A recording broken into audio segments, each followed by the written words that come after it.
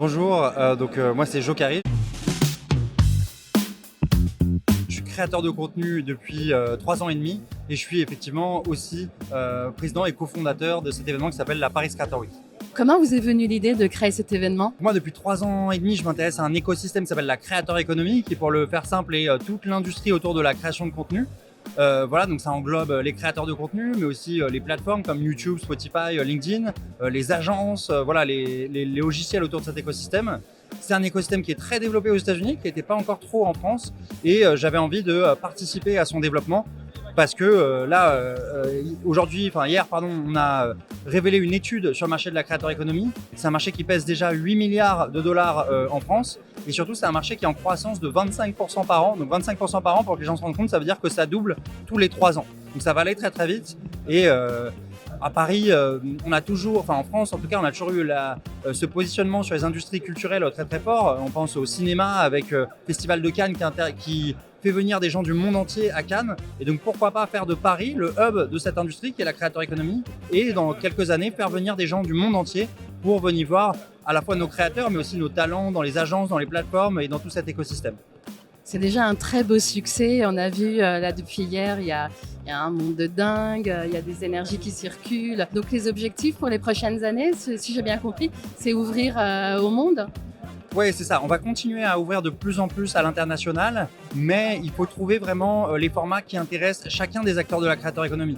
Pour donner des exemples très concrets, cette année, la Paris Creator Week, c'était 12 événements satellites avec des événements sur mesure pour chacun des différents acteurs de la creator economy. Par exemple, on avait le Snack Hack qui était un hackathon où des créateurs de contenu rencontrent des marques, 6 marques différentes, et vont en 24 heures créer du contenu pour ces marques et repartiront peut-être, 6 d'entre eux en tout cas sont repartis avec des contrats pour l'année 2026. Hier, on avait ScreenTube. ScreenTube, c'était un format où les créateurs de contenu, les producteurs rencontrent des diffuseurs, des broadcasters. Imaginons, on a Inoxtag qui veut faire sa prochaine montée de l'Everest, Kaizen, et il va voir à la fois YouTube, mais il va aussi voir Netflix, TF1, M6, et essayer de comprendre quel diffuseur est intéressé. Parce qu'aujourd'hui, ce qui est important de comprendre, c'est que la creator economy, les créateurs de contenu, c'est pas un média qui vient remplacer les anciens médias, c'est vraiment, il y a une convergence de tous les médias qui ont chacun leur savoir-faire, leur valeur ajoutée vers le digital. Et donc voilà, il y a une sorte de melting pot de tous ces univers culturels et chacun a à apprendre des uns des autres. Et nous, à la Paris Creator Week, on réunit vraiment tous ces mondes-là qui sont assez différents, mais qui sont hyper contents de se rencontrer et d'apprendre les uns des autres. Donc c'est vraiment l'endroit où il faut être, surtout pas rater l'événement de l'année prochaine. Cet endroit de Station F, ça a été choisi comment ?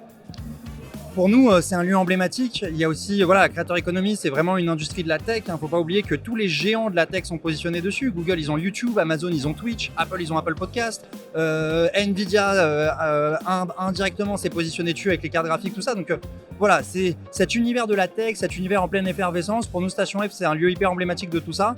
Et après, de manière très pratique, je trouve qu'à Station F, il y a une superbe lumière, il y a une superbe énergie. On y est, on s'y sent bien. On n'est pas dans un hangar, tout ça, c'est quand même l'événement, pour ceux qui connaissent un peu l'événementiel, on arrive à 7h30 le matin avec les bénévoles, on repart souvent à 23h le soir. Il fallait un lieu où on s'y sent bien et où il y a une bonne énergie. Et Station F, on est hyper bien accueillis, on est hyper heureux d'être là. Alors, cette année, on est entre 4000 et 5000 visiteurs uniques, tous des professionnels de la creator economy. Aujourd'hui, c'est un salon que professionnel. On verra si ça change dans les prochaines années. Peut-être qu'on va arriver aux limites des capacités de Station F, là. Mais en tout cas, sur les 2 premières années, on était très heureux d'être là. Et ça faisait complètement sens pour nous, sur un événement creator economy, d'être dans la mecque de la tech en France. Très bien, effectivement, c'est un très bon choix, je confirme. On a été très bien accueillis et le lieu est très agréable. Est-ce que tu aurais quelque chose à nous ajouter justement sur le futur de la Paris Creator Week ? Moi, la seule chose que je voudrais dire, pour être très honnête, c'est que j'étais entre l'édition 1 et l'édition 2, j'étais un peu stressé, je voulais que ça step up à fond, qu'on fasse vraiment un vrai effort d'internationalisation et tout ça. J'ai été dur avec les équipes, très exigeant dans les derniers mois. Et là, je me suis rendu compte hier, en arrivant à l'événement, que en fait, nos équipes nous ont complètement dépassés. On fait quelque chose qui m'a vraiment mis sur le cul. Et je suis hyper fier des équipes et de ce qu'ils ont fait. Je trouve qu'ils ont délivré un salon exceptionnel, et donc on est hyper fiers des équipes, hyper contents. Ouais. Vous pouvez être très fiers, en effet, tout le monde est unanime pour dire que l'organisation est incroyable. Super. Merci beaucoup et à l'année prochaine. Merci beaucoup, ça fait plaisir, je dirai à tout le monde ce feedback, c'est cool.